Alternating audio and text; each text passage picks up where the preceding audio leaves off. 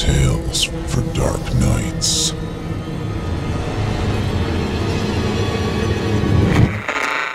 Want to make sure you never miss a Chilling Tales for Dark Nights video again? Be sure to subscribe and hit that bell to turn on notifications.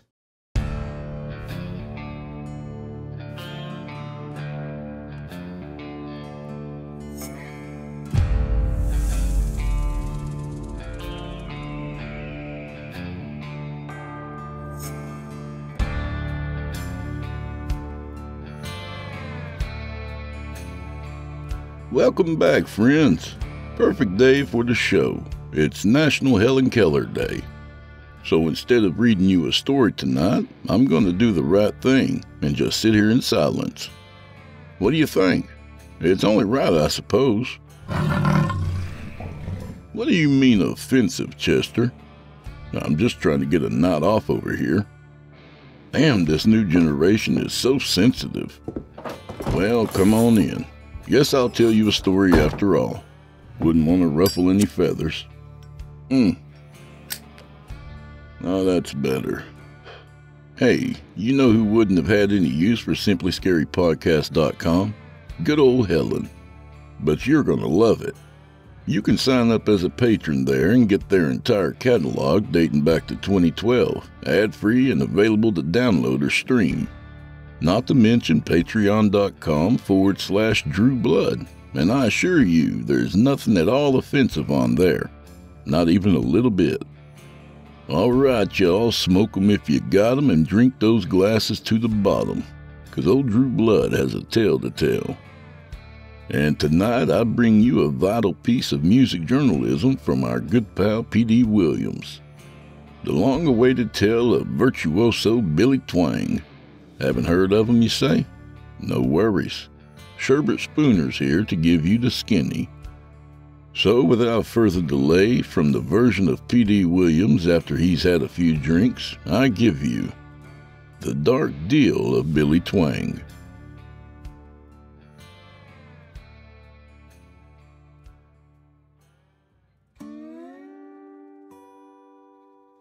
The following article, by staff writer Sherbert Spooner, appeared in the June 11, 2021 issue of Rag, a music magazine devoted to fans of rock, blues, and Norwegian Zydeco. Day 1. As I drive down this seemingly unending road, I notice it is lined by oaks as ancient as Keith Richards. Their gray Spanish mosses sag like testicular tinsel from the crotch of a mighty Christmas tree. The black beast of pity is slowly swallowing my excitement about meeting the man himself, Mr. Billy Twang. I ponder the unfairness of visiting this legendary artist, not backstage at a packed arena, but in the dreariest of settings, an old folks' home. He has a dark yet fascinating story to tell, one of hardship, riches, fame, and demonic deals. I nearly drive past the entrance before the sign jerks me away from my lugubrious thoughts. Closer to Heaven Retirement Home is a modest brick facility nestled inside the bosom of a lush and gentle forest. I am serenaded by the sweet, lulling songs of the birds who share this bucolic setting with their elderly neighbors. It's almost as if they are saying to the residents, "Why don't you get the hell off our lawn?" I walk up the steps and onto a dusty, narrow porch decorated with spiderwebs and dirt dauber nests. Plain wooden rocking chairs rest side by side as if they are in military formation, making the front of the building look like a Cracker Barrel in Fallujah. I press the button on a small pollen-covered intercom at eye level beside a secure entrance. There's no reply. I press the button again, this time holding it down for several seconds. I hear its shrill wailing through the door. I continue to wait, but still no one arrives. With my finger hovering over the button, I see a plump black woman making her way towards me along a brief hallway. Judging by her attire, I presume she's part of the staff. When she arrives, she pushes through a single glass door and into a small vestibule where another glass door separates us. Her lips curl when she looks at me, as though I disgust her. "May I help you?" she asks. I'm Sherbert Spooner from Rag Magazine, I inform her. I have an appointment to interview Mr. Twang. Mr. Wang is dead. That Chinaman went to meet whatever god them people worship over a month ago. No. I'm here to interview Billy Twang. Twang. He ain't Chinese then? No, ma'am. I'm certain he's a proud American. Alright. She lazily replies. Just turn and face the camera so I can get a good look at you. I'm confused by her odd request. But you can clearly see me through the glass. We can't be more than 2 feet apart. She scowls. We have security protocol in this place here, Mr. Cracker-ass interviewer from Ragu Magazine. Now step in front of the damn camera. Fine, I say before turning to face the camera. Now to your left.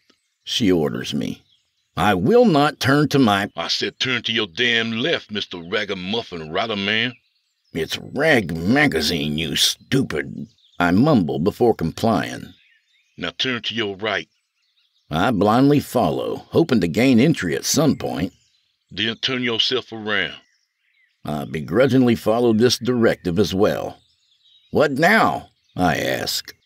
You do the hokey-pokey, 'cause that's what it's all about. She sings before breaking into hysterical laughter. Enough! I yell. I want to see your supervisor. Oh, chill the hell out. She says through a jagged smile that houses more gold than a pawn shop in Vegas.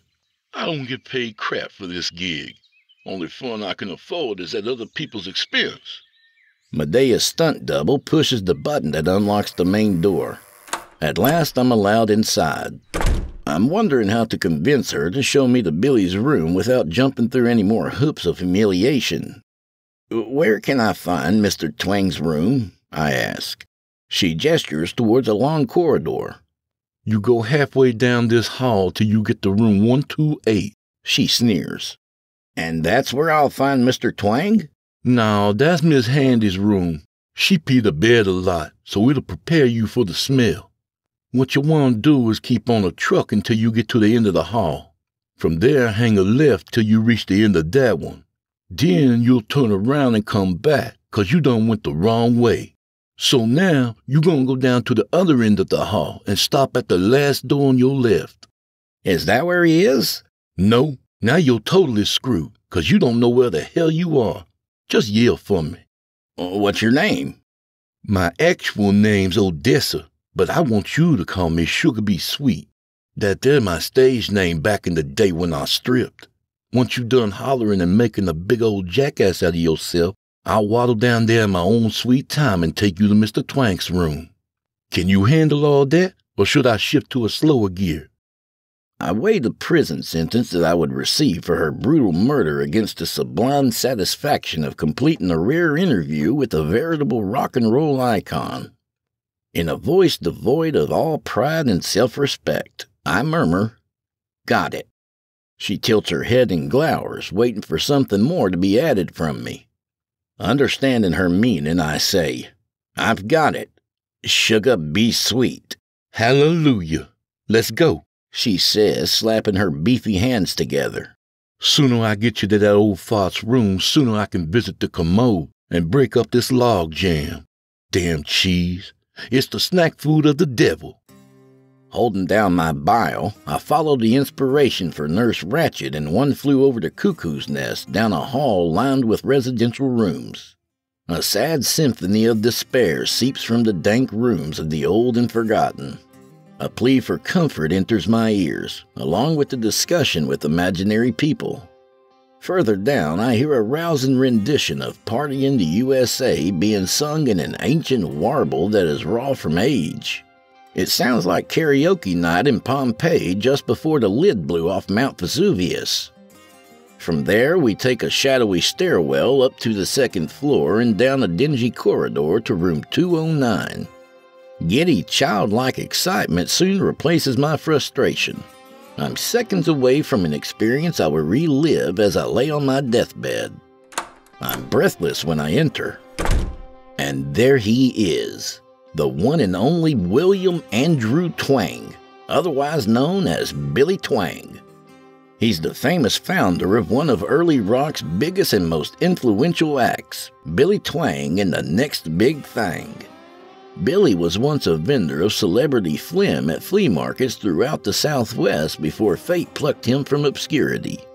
Despite his lack of notable charisma or movie star good looks, destiny placed him on a stage that was a million dreams away from the small Texas town of Schitzley, where he was born and raised. For one shining moment, he held court before millions of adoring fans with a wiggle in his walk and a giggle in his talk. Gone now are the sinister black jeans, red velour jacket, and his infamous Chihuahua skin boots. The only reminder of Billy's rebel look is his famous blue ponytail. The former globe-trotting entertainer is leaning forward, his elbows resting on his knees as he watches the TV screen a few feet away. He sits enraptured by a show on Discovery Channel titled The History of Yarn. Some bitch. He mumbles to no one in particular. I always thought they got yarn from mating an Afghan sweater with a woolly worm. Who'd have damn thunk? I clear my throat to get his attention, but I get no response. After a few awkward seconds, I clear my throat a second time, only louder. Sorry, but I don't collect celebrity phlegm no more, he informs me. I introduce myself. I don't sell phlegm, Billy. My name is Sherbert Spooner, and I'm a journalist with Rag Magazine. Our office contacted you about doing an interview with me. Do you remember that? Do you remember agreeing to an interview, Billy? Course I remember, he says without taking his eyes from the television. I can remember everything, including what I had for dinner a week ago. Oh, Lord, wait. We had peanut butter and shrimp casserole, he says with a tangible sorrow and regret. Then he becomes agitated and terrified, as if he's fallen down a pitch-black hole, barreling towards some sort of hellish nightmare. Why the hell did you make me remember that horror? He pitifully asks. I just wanted to die. I mean, really die. I had the screaming squirts for nigh on 3 days. Maintenance had to come by and paint the bathroom. I attempt to console him. Billy, it's all right. Why don't we focus on here and now? Turn off the TV and let's go find a nice, pleasant place to chat. Well, what do you say? Billy calms down a tad. Well, I guess we might as well. It don't look like they're ever going to show some graphic footage of a woolly worm mating with a sweater. I was hoping there'd be some saucy action to look at, you know, like when they showed them half-naked jungle women with their knockers hanging out. You ever notice how droopy them things are? It's like they've been breastfeeding one of them big old African elephants. Poor things. They probably get chafed knees, what with their jelly jugs rubbing up against them like that. The clumsy ones probably trip over them. His abhorrent remarks stun and disappoint me. Wow, Billy, I have to tell you that I find your observations disgusting and offensive. Is that so? He responds heatedly. Have yourself a gullet full of that damn nasty crap casserole from last week and then talk to me about disgusting and offensive. He takes a moment to settle down before continuing. Speaking of crap, he says in a milder tone, let's go shoot some. And with that, we begin our slow, purposeful trek down another long, dreary hall that reeks of industrial-strength disinfectant and remnants of life-threatening casseroles. With each smashed cigarette butt and cockroach we navigate around, we draw closer to our destination, where a life and career-altering discussion is about to begin. We're nestled in some well-worn chairs and in a sun-drenched common room, surrounded by tall windows. There is a stillness and peacefulness about this space. It's the perfect setting to begin the conversation that I've traveled all this way to have. Now, Billy, it's the stuff of lore that you rarely give interviews, and on the infrequent occasions that you do, you are often taciturn and guarded. I appreciate how difficult it is for you to talk about your upbringing, as well as the complicated journey of your band. I want you to know that I, along with your fans and both of my readers, will be grateful for whatever tidbits you choose to share with us. My only hope is that perhaps, just perhaps, you'll share as much of your odyssey with us as possible, despite your strong desire for privacy. All right. I'll tell you anything you want to know. His words catch me off guard. I don't understand. When my office contacted you for this interview, you said you didn't like speaking to columnists. Oh, I thought they asked if I mind speaking to communists. You don't strike me as a commie. I'm not. Well, in that case, I'll tell you whatever you want to know. Okay. Let's start with your earliest days. Well, that's kinda interesting, he says as he stares through one of the many windows that offer a soothing view of the surrounding woods and a nearby methadone clinic. We'll start when I was about 5 or so. My mama was a sweet and simple woman. Her mama was a Cherokee Indian and her daddy a recovering Irishman. Yeah, she figured that's why she grew up to be an angry drunk who made bad real estate decisions. Now then, my pappy was tougher than a piggly wiggly pork chop. A manly man's man, you could say. He woke up every morning at 2 o'clock, downed 3 pots of scalding black coffee, raised a barn, and endured at least 2 pit bull attacks before ever leaving home. Then he'd walk 12 miles down a mine-laden dirt road to get to his job at the iron mill. It was there he worked in the sweltering Texas heat, forging anvils with his bare hands. With a pinch of chaw between his cheek and gum, he'd scratch his butt while reciting the stoic philosophical musings of Marcus Aurelius and the enchanting poetry of Browning and Yeats. I remember he worked odd hours. His shifts were at 5, 7, 9, and 11. He was a remarkably large man, whom the townsfolk looked to as a source of order, strength, and occasionally shade. I had a big brother named Delmar, who went into the entertainment business before I did. He brought joy to thousands of children despite having irritable bowel syndrome. Maybe you've heard of him, Squirts the Clown? He died during an unfortunate incident involving a butt plug and an ornery bull. We don't need to go there, though. Thank goodness, I say before steering Billy to another topic. It's been said that many artists have a story to tell about the moment they heard the clarion call to perform. Was there a moment in your young life that inspired you? Sure was. I remember it like it was yesterday. I was 16 at the time. I'd worked up the nerve to ask this pretty little thing named Delilah to the prom. I nearly fainted when she said yes. Well, when we got to the prom, I noticed a few of my buddies standing near the punch bowl laughing. I asked Delilah to excuse me while I said a quick hello to them. Turns out they were spiking the punch with cheap grain alcohol. Well now, being one of the guys, I had a smidge. I was wanting to take another snort, so I looked around to see if Delilah was watching. She was very religious, so I knew she'd disapprove. When I saw her yakking it up with some girls on the other side of the gym, I took the opportunity to throw back some more hooch. Before long, I was staggering drunk. Well, wouldn't you know it, Delilah saw me and came stomping over. I knew I was done for.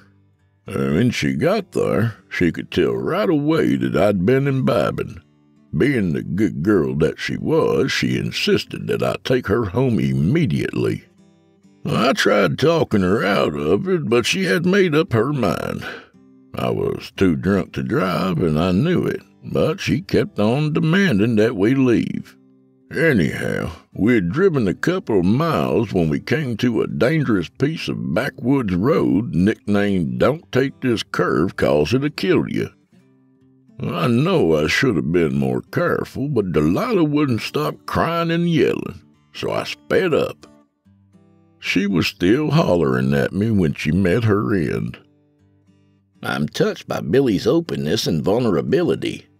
I can understand how that tragic car crash changed your life, Billy. Car crash? No, that wasn't no car crash. I got tired of Delilah's constant complaining, so I pulled over, yanked her out of the car, and chucked her whiny butt off a cliff. That's when I realized that girls were too much of a distraction from what I really wanted to do. Play guitar. When did you pick up your first guitar?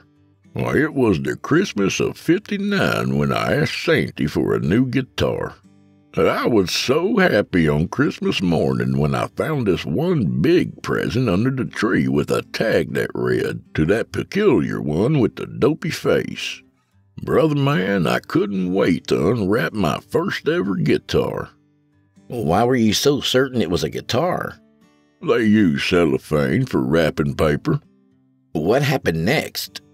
Before I knew it, I had that guitar in my hands playing some wicked avant-garde type chords until Delmar pointed out that I was playing the wrong end of the guitar. So I flipped it around and started blaring such hits as Blue Suede Shoes, Rock Around the Clock, and I'm a Pretty Little Dutch Girl. On that last one, Mama turned to Pappy and said, "Now you just had to have another kid, didn't you?" While Pappy mumbled, "Why us, Lord? Why now?" I ignored their hurtful remarks and went outside to put on a concert for the dog. Now that's a curious story right there. Pappy named our dog Private First Class Myron Fieldstein, after a fella he had served with in WW2. He said he had felt a sense of obligation after shooting the private, whom he had mistaken for the composer of "I Am a Pretty Little Dutch Girl." Now, Private Feldstein, the pooch, not the soldier, was a very unusual dog. He'd converted from Judaism to Islam 6 weeks earlier, and assumed such practices as not eating any dog food that contained pork byproducts, and taking his dumps in the direction of Mecca. I know this all might sound a little weird, but honestly, you should have seen his prayer rug. Very stylish. At least he wasn't as loony as our neighbor's dog, who was a Boston Terrier. He had this annoying New England bark. Every time a stranger come on their property, he'd go bark, bark, bark. Anyhow, I listened to records and figured out chords that I never knew existed. After a while, I met up with the fella who I'd spent the next several years performing with, Swanky Diggs. But that's gonna have to be a tale for another day. Billy appears to be getting tired, so I suggest we work on the interview some more tomorrow. I roll him back through the breezeway toward the nearest entrance. Due to security concerns, the single glass door is locked, so I press the buzzer on the adjacent wall to request re-entry. I am met by Sugar Bee Sweet, who asks us to identify ourselves. I sob. Day 2. Billy and I have made our way out to the courtyard today. The warm sunshine, colorful azalea bushes, and the musty stench from an overflowing cigarette butt receptacle heighten his alertness. I can tell something is bothering him. I ask him if anything has happened since our last conversation. "Lost a good friend last night," Billy groans. "I only knew him for a few months, but still we'd gotten close. It was all so sudden, but not altogether unexpected. Heart attack? Cancer? I delicately asked. No, it was suicide over the peanut butter and shrimp casserole that's on the menu for next Thursday. We all figured he just couldn't face another day of knowing that the gut bomber was coming round the mountain again. Billy, I was hoping we could pick up where we left off yesterday. We were just about to discuss your relationship with your bandmate of many years, Swanky Diggs. Do you feel up to talking about him? Sure, why not? I first met Swanky when we were 15. He was a quirky little squirt even back then. His parents were part of an early hippie sect called the People's Asparagus Movement. Folks were always laughing about the peculiar way they dressed and how funny their pee smelled. Swanky's folks were so engulfed in this movement that they went so far as to have their names legally changed. His old man's name became Peggy, and his old lady started going by Stool Softener. Guess she never had none of that peanut butter and shrimp casserole. Billy throws his head back and laughs at his own joke. Unfortunately, his head goes far enough back to hit the center of the butt receptacle, catching his blue ponytail on fire. After I beat it out with an azalea branch, Billy catches his breath and returns to his story. Despite being their only child, Swanky's folks never coddled him. Even as a little tyke, they expected him to sweep the porch, feed the chickens, and manage their investment portfolio. They were artisans, so they taught him how to make crafts from everyday items. He was a quick study. By the age of 12, he had mastered the art of making bongs out of Christmas ornaments. I still got one with the 3 wise Rastafarians he made for me. I see. Tell me how you two first met. We met in Mrs. Petermere's 10th grade class. Besides providing us with a proper education, she taught us valuable lessons from her experiences like surviving a dust storm, living through a depression, and being cautious of whom she called kooky krauts. She said she had developed her distrust of the Germans from a romantic relationship she had had with a German soldier at the height of World War I. As she told it, she had been serving as a nurse at a frontline MASH unit when the military police brought the soldier in as a prisoner. The doctors put her in charge of treating him for an aggressive form of gooch rot. Over the course of the treatment, the 2 star-crossed nymphos formed a strong bond and eventually fell hopelessly in love. Unfortunately, it wasn't meant to be. I recall how she'd become somber and teary-eyed when recounting the events that led up to the dissolution of their all-too-brief romance. She told us she had made plans for the 2 of them after the war, but she just couldn't make peace with his expectations. Although she admired his appreciation of loggers and fine automotives, she felt she had to draw the line at invading Poland. Billy, let's get back to your relationship with Swanky. Sorry about that. Looks like I hung a left at the wrong corner again, huh? Now, where was I? Oh, yeah. We hit it off pretty good, Swanky and me. One day I invited him over to my house after school. He had to get the okey-doke from Peggy and Stool Softener, but once that was settled, he came on over. The first thing I showed him was my guitar. "Let's hear what you got," he said. So I lit into some heavy experimental rock fusion. I was wailing away with some complicated chords until Swanky pointed out that I was playing the wrong end of the guitar. I turned it the right way and started cranking out some of the classic artists of the day. Jimi Hendrix, The Who, the Archies. On that last one, Mama and Pappy came into the room. Pappy told me I wasn't his son while Mama tried to pull her head off. Well, Swanky snatched the guitar out of my hands and said, "Let me show you the real deal." I sat there in astonishment as Swanky tore through a right many rock and blues tunes. He flew up and down the neck of that guitar like a boy possessed. When he finished, he put the guitar down and said, "What you think?"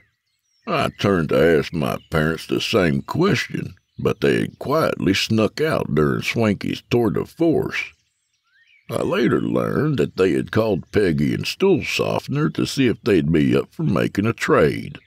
That must have been pretty tough on you at that impressionable age. Did you feel any bitterness, particularly against your father? A little at first, but I'd pretty much gotten over it by the time he went to glory. So he died shortly after that? Oh, he didn't die right then. No, he'd run off with this bug-eyed fatty waitress named Glory. I recollect that one of her boobies was bigger than the other one. The disproportionate weight made her list to one side, so she was always walking in circles. But your father did die at a relatively young age, I understand. How did he pass? Now that's a kind of peculiar story. Yes, Billy. That seems to be the pattern regarding some of your anecdotes. Please continue. You betcha. Pappy and Glory, along with Delmar and me, were watching reruns of Hee Haw on the TV. Pappy was kicked back in his recliner sipping iced tea out of his favorite Bama jelly jar. Glory was sitting on the couch clipping her toenails. Glory's toenails were real thick, see, so she cut 'em with one of them big Ginsu steak knives. Yeah, well, sir, when she'd sawed off a big old grungy chunk, it flew through the air like a cannonball and did a belly flop right into Pappy's tea jar. We reckon he'd never heard the splash, 'cause he didn't hesitate to throw back a hearty swig. Well, the next thing that happened was his eyes started bugging out of his head as he tried to yak up Glory's big yellow toenail. Sensing the danger, Delmar sprang into action and threw Pappy on the floor. Then he jumped up and down on his big beer belly, hoping to dislodge the nasty thing. When that didn't work, Glory took off like she had lit too big a fart and ran to get the vacuum cleaner to suck it out. Before she could get back, Pappy breathed his last. Did he manage any last words? Yep. He said, "Tell Glory I love her. Then go and tell my mistress I love her more." Oh my goodness, Billy. That was horrible. I can't imagine the shock your family felt dealing with such a bizarre and unexpected death. I would think that the way your father died left you shaken and confused. Oh yeah, I was confused all right. What with him swallowing one of Glory's toenails, he usually just chewed on them. Pushing away my disgust, I say, Billy, I desperately want you to get back to your early work with Swanky. Sure thing. Swanky and me got to be pretty tight, like brothers even. Except his parents never had sex with mine, although sometimes they'd go on nude picnics together. We'd jam, hang out, paint the dog, and occasionally write songs together. The first one we worked on was a tender love ballad written by Swanky right after a romantic breakup. It was called "I Pooed It on Your Sandwich." That one really moved me 'cause it emanated from Swanky's broken heart, as well as from his digestive tract. It also taught me some good rules when it came to love. Be grateful for the experience, love till the very end, and never leave a PBJ unattended if Swanky is mad at you. Shortly after we graduated from high school, Swanky and I put together some interesting bands. We named the first one the Runovers. That one broke up when our lead singer lived up to our name while crossing a busy highway. The next band had a name that appealed to the folks who liked to throw back a few cold ones. We called ourselves the Empties. That one fell apart after we realized the Empties too often described the parking lots of the bars we were playing at. Now, the rock and roll pie had a lot of fingers in it by then, so we turned to a new genre that was hot at the moment: Christian rock. After the success of Jesus Christ Superstar and Godspell, we figured we'd be a hit. We dubbed ourselves the Beatitudes and performed Beatles songs with altered lyrics. We jammed on such titles as Hey Judas, Got to Get You Into My Eternal Life, The Long and Winding Road to Damascus, 6 Days a Week, Evolution Number 9, and my personal favorite, While David's Harp Gently Weeps. The critics at the time must have also been in a biblical frame of mind, cause, brother, they crucified us. Their cruel assessments disheartened us so much that group fell by the wayside as well. After all that, Swanky and I decided to take a break from the band format and resigned ourselves to performing as an acoustic duo. Really? You guys were an acoustic duo? Oh yeah. We played some Crosby, Stills, and Nash before they brought that southern man-hating jackass Neil Young on board. Neil Young. Neil Young is a whiny, nasally commie whose voice sounds like his nose is packed with snot. That boy doesn't need a band. He needs a decongestant. Yeah. We also performed some early Eagles and Allman Brothers. And every once in a while, I'd play solo on some of the old Archie songs. On those particular nights, I'd see Mama come in, weep into a hanky, then saunter away. And if I listened carefully, I could hear Pappy retching in the parking lot. How long did you guys go on as an acoustic act? Longer than we wanted to, that's for dang sure. We were mighty thankful when the Lord sent us a couple of gifts in the form of a red-hot bass player named Sven the Mexican and his drummer buddy Cable Man. Tell me how their arrivals came about. That's gonna have to wait for another time. Nude bingo starts in less than an hour, so I have to get ready. It takes you that long to get naked? Heck no. It takes me that long to hide so they don't drag me down there to look at all them nut-draggers and boob-saggers. I thank Billy for his time and tell him I'll return in a few days to hear the rest of his story. He bids me a gracious adieu, pops a willy in his wheelchair, and steers his butt chariot away to a broom closet near the end of the hall. Day 3. It's a rainy, somber day. The kind of day that is tailor-made for old movies on TV, moments of quiet reflection, or colonoscopy preps. Billy's mood reflects the inclement weather. He sits near the rain-spattered window in a state of deep gloom. He hardly notices me as I place a chair next to him and sit down. "Billy," I ask, "are you up for a talk today? I can come back when you're feeling better." Without raising his head, he mumbles, I want to get it out. I want to get it all out now. "Okay then, Billy. Just say whatever you feel compelled to share." He looks confused, irritated. No, he exclaims. I'm talking about the broccoli jello they fed me this morning. I want it out of me right now. I ask Billy if he needs a moment to regurgitate in the bathroom. He thinks I say refrigerate and shares that he keeps his mini-fridge in his bathroom because it makes the storage of his stool samples convenient. It is now that I wish to regurgitate, but not in Billy's bathroom. Definitely not in Billy's bathroom. I push down the gorge that's rising through my throat like molten sickness.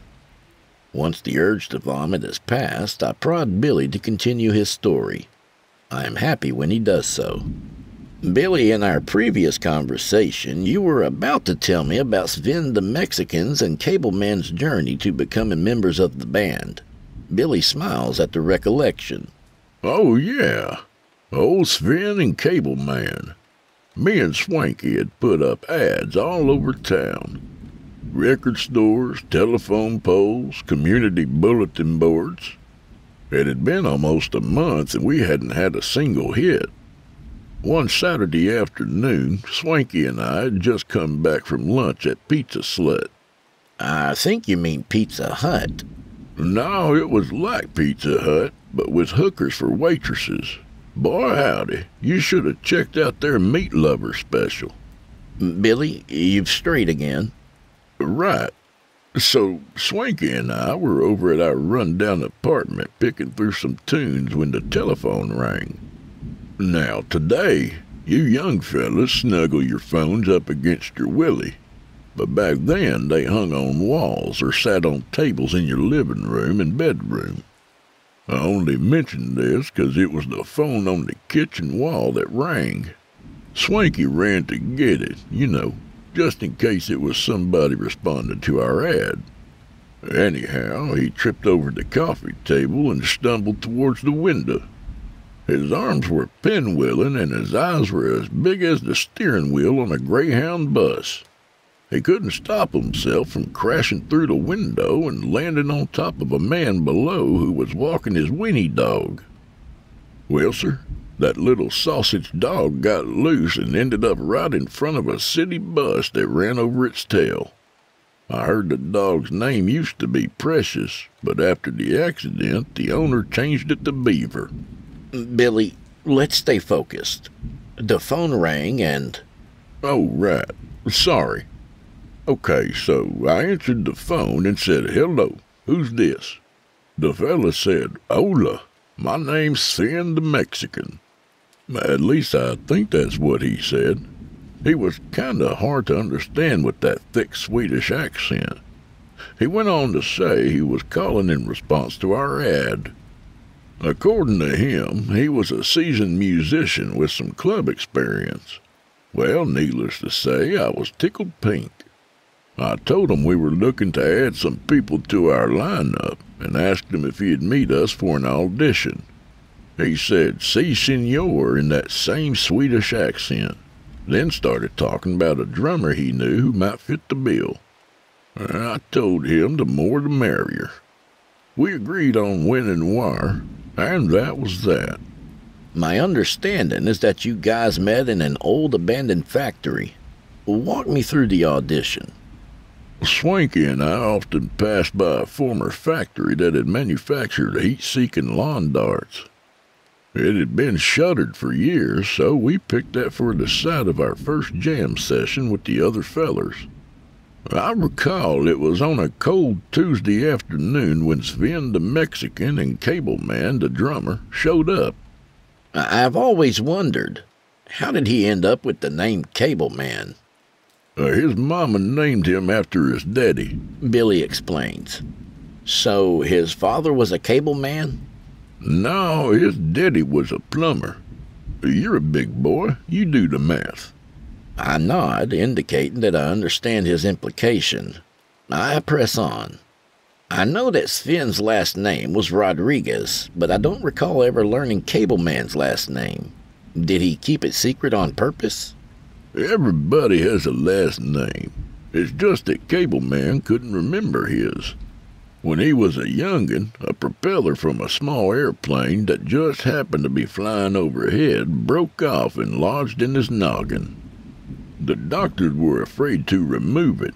They didn't know what kind of damage it might do, so they left it in. Poor Cableman had a hard time getting through doorways and narrow halls. He quit school early 'cause he was tired of knocking his classmates unconscious every time he looked around to see who was calling his name. To keep him out of trouble in elevators, his folks bought him a cheap drum set, which he played religiously. Later on, he and Sven crossed paths and started working together as a rhythm section. Once they were tight, they signed on with some popular local yokel acts. The cash started trickling in, and soon Cable Man had enough to pay a back-alley doctor to yank the prop out of his skull. Then one day, fate stepped in, and Sven saw our ad. Shall I continue? Yes, please. Cable Man and Sven the Mexican showed up that day with their gear, and we got down to the business of making music. I don't know how to explain it, other than to say it was like a lightning bolt hitting a hamster. Explosive, but without all the guts and cedar shavings. From the first go-round, we clicked on every cover song. Fortunate Son by CCR, Jumpin' Jack Flash by the Stones, and I Think I Love You by the Partridge Family. I remember that last one because Pappy appeared out of nowhere, puked on the floor, and stumbled off mumbling all it would have cost me was a dime at the drugstore. Billy takes a dramatic pause in his story. Now listen up, Sonny, he says, leaning closer to me for emphasis. This here is the important part. The moment when we became Billy Twang and the next big thing. Old Swanky says to us, I got an original piece that I want to show you guys. It's 4 chords and the truth. Nothing more, nothing less, dig it?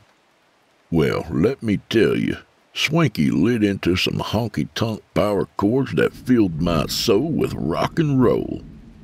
It was like Stevie Ray Vaughan had enticed Chuck Berry into meeting him in a cheap motel and taking part in a crazy, stinky monkey sex three-way with Pat Benatar, producing a 2-headed, one-ball Sasquatch named Roaring Rockin' Blues.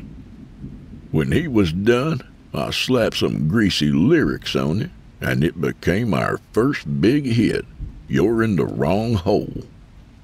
I'm beyond excited. I've learned the origin of the song that brought about the Billy Twang and the next big thing era. Now the questions are coming to me with the speed of Budweiser distancing themselves from Dylan Mulvaney. So, I ask, was that early record the catalyst for your first album, Sniff My Finger? Oh yeah, Billy exclaims. We spent the next few months perfecting our sound. The songs fell out of the sky like Lizzo with a parachute malfunction. We were brothers after that, except unlike Hunter Biden, nobody planned on banging the other guy's widows. Walk me through the first round of success. Billy takes his time. This is the hardest part. The dark part. He fearfully mutters.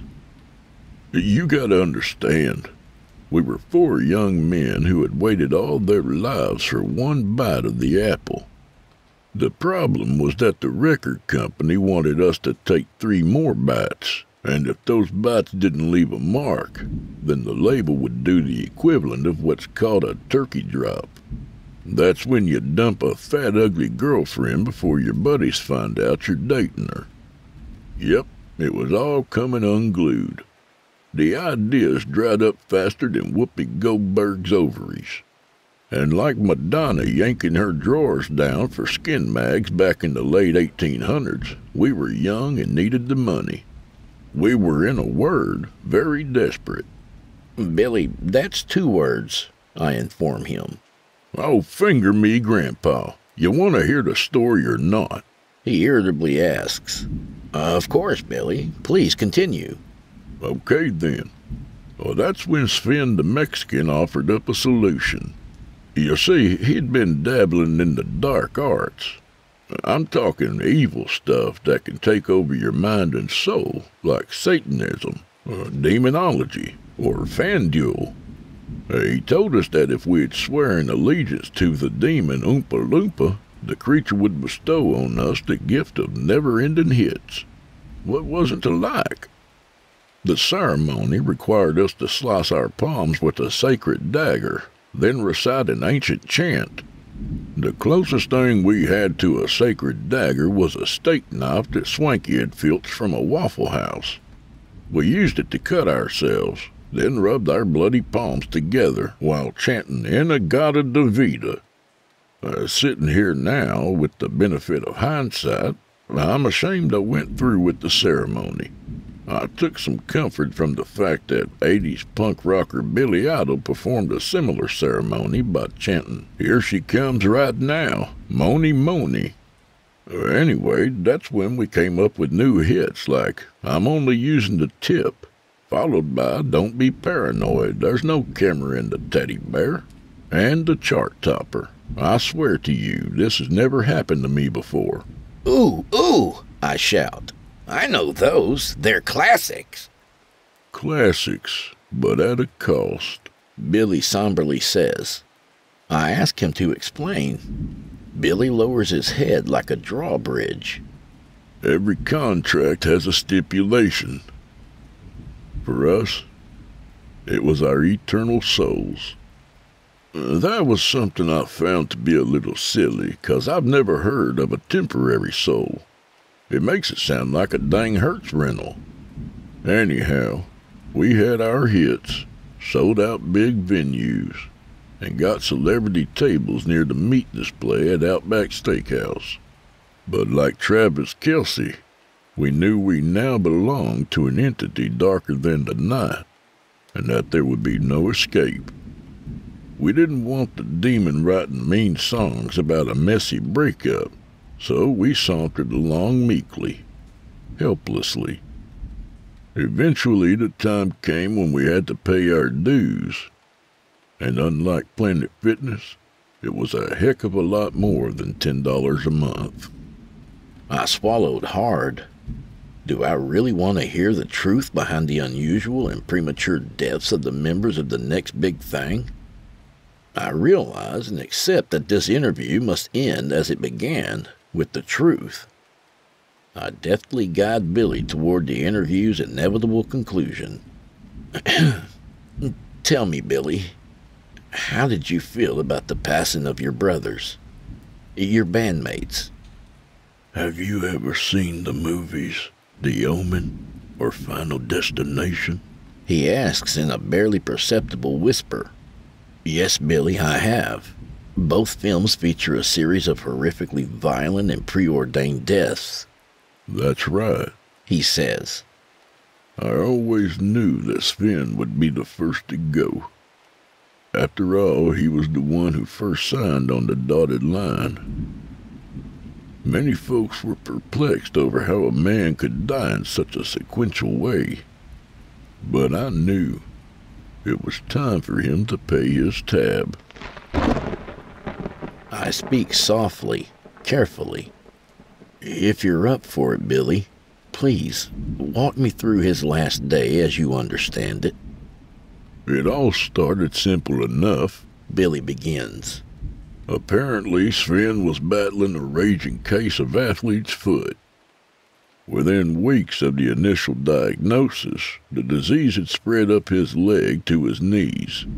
His podiatrist solemnly advised him to consider getting his affairs in order. When Sven told him he didn't think the condition was terminal, the doctor became embarrassed and said, "By golly, you're right. Never mind." Then he directed Sven to a nearby Walgreens for a medicated foot spray. The story goes that when Sven got home, his wife Mona was hosting a Mary Kay party in the living room. Sven said a quick creepypasta to the attendees and headed upstairs to the bathroom to spray his fungus. But what he didn't realize was that he had had the nozzle pointed the wrong way, so instead of spraying his foot, he took a heavy blast of fast-acting tinactin straight to his peepers. Sven's eyes were ablaze in fiery agony as he bolted from the bathroom screaming like a bobcat. In his panic, he tripped on the hallway rug and went tumbling butt over elbows down a flight of stairs. Then he spilled out into the hallway outside the living room where Mona's party was raging in its raucous all-pink glory. The best way to describe the ensuing melee is to think of Sven as a stick of dynamite and the party as a cozy campfire. At the sound of their screaming, Sven sprang up and attempted to run away. In his frenzy, he ran straight into a wall that propelled him backward into a table full of Mary Kay products. Then into his brand new 47-inch color television. The TV crashed to the floor, causing an electrical fire that quickly spread to the flammable Mary Kay products. There was a loud whoosh, followed by a curtain of famished flames that ate their way through the living room like Michael Moore at an all-you-can-eat buffet. Mona and her guests stampeded like terrified buffaloes out the front door and into the yard. Poor old Sven followed right behind them, still blind and a-screaming. That's when one guest yelled, "Get away from me, you wailing whack job," and started striking Sven upside his head with her heavy purse. To flee the assault, Sven ran across the yard and out into the street, where a large collection truck from Industries for the Blind struck him. The impact of being hit by well over 5,000 pounds of irony sent him flying through the air, over a neighbor's chain-link fence, and into his yard, where 6 Rottweilers were housed. It turned out the neighbor had gone fishing for the weekend and had forgotten to feed his large breed eating machines. Well, you can guess the rest. Mona, a former exotic dancer who had once shared the stage with a rotund stripper named Sugar Bee Sweet, was the first to inform me of the tragic news. In her usual buck-toothed babble, she explained that the doctors had treated Sven for a range of injuries including seared retinas, carpet burns, smoke inhalation, a head contusion, fractured ribs, dog bites, and the piece de resistance, rabies. Apparently, the stupid neighbor had never bothered having any of his dogs vaccinated. The whole ordeal caused so much trauma and shock that Sven ended up dying.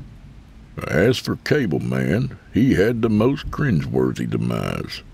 It was winter in Aspen, see, and Cable Man loved to go up and ride the slopes. He also liked to ride the snow bunnies, but that's a letter to penthouse sort of tale. Anyhow, it was late morning, and he was jonesing for a drink. It's like he used to say, it's 10 o'clock in the morning somewhere. After a couple of hours of drinking, he had gotten good and snookered. This left him open to suggestions from the other drunks in the resort's clubhouse. How the heck anyone could talk a man into stripping naked and riding a mountain cable lift in the dead of winter is still a mystery to me. Witnesses said that when his car reached the highest point, it snagged on a pulley. Then the chair's safety bar inexplicably opened, and he fell off. But it got worse. Cable Man's grate pouch had frozen to the seat. They said after he fell, he bounced up and down like he was hooked to a bungee cord. He dangled from his grotesquely extended sack for hours before someone got close enough to pour some warm water on it to free him. By then, he had been dead for hours from the bitter cold. In my nightmares, I can see him there, swinging wildly in the high winter winds from a yard-long fleshy tentacle. It chills me to this day. Turns out there was a silver lining, though. Before his funeral, his kin couldn't find a tie to go with the suit they were burying him in, so they painted tasteful red stripes on his stretched-out strip of balls and tied it around his neck. I gotta say, old Cable Man looked pretty dapper in his testicle tie. When Swanky went, I knew my end was near. I loved Swanky. He'd been with me from the beginning. He inspired me, taught me, and promised me in bed that it never happened to him before. I have to believe that his passing was likely the hardest for you to process, I say with deep compassion. Yeah, it was. Billy groans. But I take comfort in knowing that he went out like a warrior.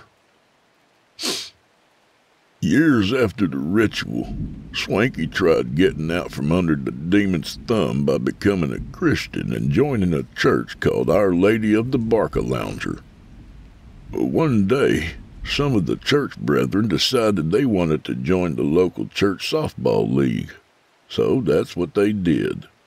This is where Swanky's story drew to its awful conclusion. Originally, the church invited Swanky to join their praise band, but it was the up-and-coming softball team that drew him in. All they asked for was a mascot, so there was no need for him to endure lengthy training sessions. After a lunchtime powwow at the Sizzler, Swanky and the brethren sealed the deal. Immediately, the team began thinking of a cool and tough-looking character for a mascot to represent them. Then an idea hit them. The team filed into the church van and drove to this place called Crazy Cow's Discount Costumes. Once they got there, they started looking for something fierce and menacing, like a shark or a pirate, a tiger or a bear. Unfortunately, they only had about $5 between them. Crazy Cow had one costume that he would part with at that price. A sweaty and slightly used lobster suit that someone had recently worn at the grand opening of a local Red Lobster. Although it seemed like a lame mascot, the brethren begrudgingly agreed that the giant claws did look a little intimidating. They weren't happy about naming the team the Pit-Stained Lobsters, but Quentin Tarantino's lawyers were just as unhappy about their original choice, the Inglorious Baptists. Anyhow, they bought the stupid thing and left. A few days before their first game, the brethren, sans Swanky, began to think that it wouldn't make for a flamboyant entrance to simply have a big lobster waddling onto the diamond to lead them out. So they got an idea to spice things up. One of them found a used circus cannon on eBay. They bought it with the notion of firing Swanky the lobster out over the diamond and into a safety net about 50 yards away. Looking back, it may have saved them all a lot of heartbreak and expense had they gotten Swanky's input first. When game day rolled around, a frightened and significantly better informed Swanky changed his mind. Said something about how they had never mentioned anything about a cannon, and he wanted out. But since Swanky was a little guy, and it's hard to fight back in a lobster suit, they were able to overpower him and stuff him into the cannon. Now, the first thing you need to know about firing a cannon is not to use too much gunpowder. This became apparent to the brethren after they had messed up calculating the body weight to airspeed ratio and loaded the cannon with way too much of it. Deciding to leave the details to the devil, they picked a child to come down out of the stands to light the fuse. Soon there was a loud boom. High-pitched screaming echoed through the bright blue summer sky as a flaming lobster streaked speedily toward the horizon. Swanky's velocity was so great and his trajectory so high that a low-flying Cessna snagged him with its tail fin and whisked him away to parts unknown. The church, upon hearing the news, located the pilot, who had traveled to Cancun for a Drag Queens for Trump rally. He informed them that he didn't find anyone hanging from the plane, so Swanky could have fallen off anywhere along the Texas-Mexico border. There was a brief search, but despite the effort, they couldn't find him. From what I heard, they still don't know where Swanky is. Well, just like Leah Thomas's parents, the brethren were guilt-ridden and disappointed. After some prayer and a couple lobotomies, they decided to quit church softball. There was talk of a hatchet-throwing club, but after hearing about the plan, the church excommunicated the brethren on the grounds of being idiots. As for the fate of Swanky, a story is told down Mexico way of a giant scorched lobster stumbling around aimlessly through the dusty streets of Santa Rosa, muttering over and over again, "Play ball, play ball." But that's only a legend. I alone know the truth. Swanky landed in the arms of the demons who eagerly awaited him. And now, there's only you. I finished for him. We sit in silence as if deciding who should end the interview.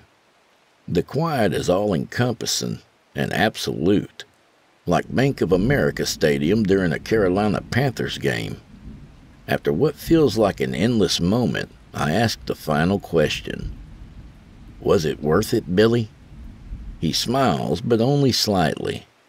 It's the kind of smile that says, I have accepted my fate and am at peace with it. Or, I just crapped my pants and now you have to smell it and pretend that you don't. Eventually, he looks at me, then speaks the last words I shall ever hear from him. Some folks live their whole lives dreaming but never touch those dreams. Some folks trade their gifts for a safe, normal life. But some folks throw themselves at their destiny like we did. As for me, I found my dream, met it on its own terms, and lived to tell my story to you. I'm glad we talked. Set the record straight. I guess that's all I have to say. Billy and I sit for a while longer. The air is fragrant with the smell of daffodils, roses, and the sweet stink of the cheap cigar that Sugar Bee Sweet left smoldering in a nearby ashtray. As our time together ends, I stand and gaze lovingly, respectfully, at the man, the legend, Billy Twang. In that last moment together, I find myself wondering, should I tell him he crapped his pants or pretend I don't smell it? It's a few days after my last visit with Billy that I learned of his death. Perhaps it was the dark demon collecting his final payment that ripped Billy from this world and dropped him into an eternal realm of darkness. Or maybe it was the eye-watering butt thunk from Sugar Bee Sweet that had nauseated me for those few days. Most likely it was the ghoulish menu of Closer to Heaven that eventually took its toll. I suppose I may never know. One thing that I do know is that for one brief shining moment, I stood before greatness. Billy Twang has now passed into history, and with him the next big thing.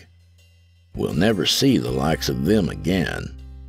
However, with plates such as shrimp and peanut butter casserole, it's probably for the best. Sherbert Spooner.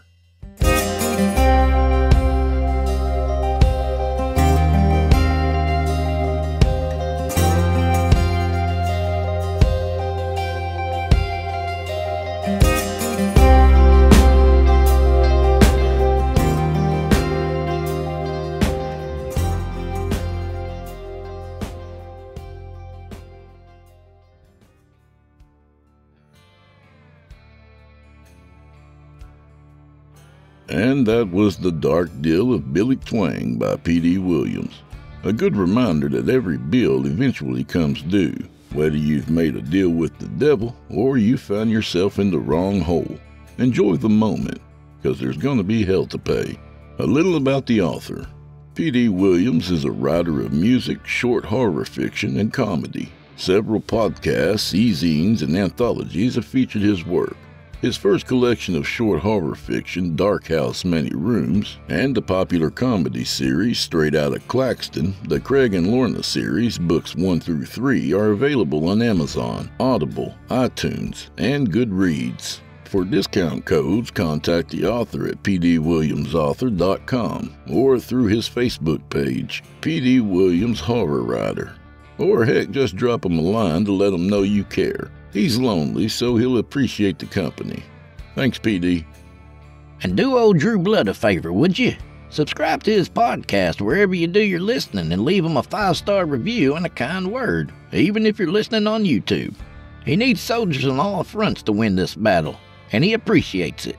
To hear a premium ad-free edition of tonight's and all the other episodes, visit simplyscarypodcast.com today and click Patrons in the upper menu. You'll find yourself at chillingtalesfordarknights.com, where you can become a patron for as little as $5 per month and get access to their entire audio archive, all ad-free and available to download or stream. Thank you for your time and for supporting our sponsors. When you support our sponsors, you support this show. If you happen to use Facebook, Twitter, Instagram, or YouTube, you can follow and subscribe to Chillin' Tales for Dark Nights there, where you'll get all the latest updates and new releases and have the chance to interact with them each and every week. Oh, and you can find Drew Blood on Facebook and Instagram, and sometimes Twitter. The Drew Blood's Dark Tales podcast is accepting submissions, friend. If you've got a story or two you'd like to be featured on the show, send it to drewbloodhorror@gmail.com. If selected, you'll get the full treatment, 10 bananas.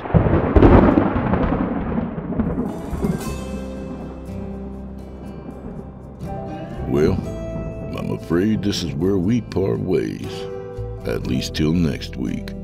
So grab a drink for the road and scat. I wasn't even supposed to work today. May the wind be at your back and may the road rise up to meet you. May you live to be 100 years, with one extra year to repent, and another to go fuck yourself. Good night, y'all.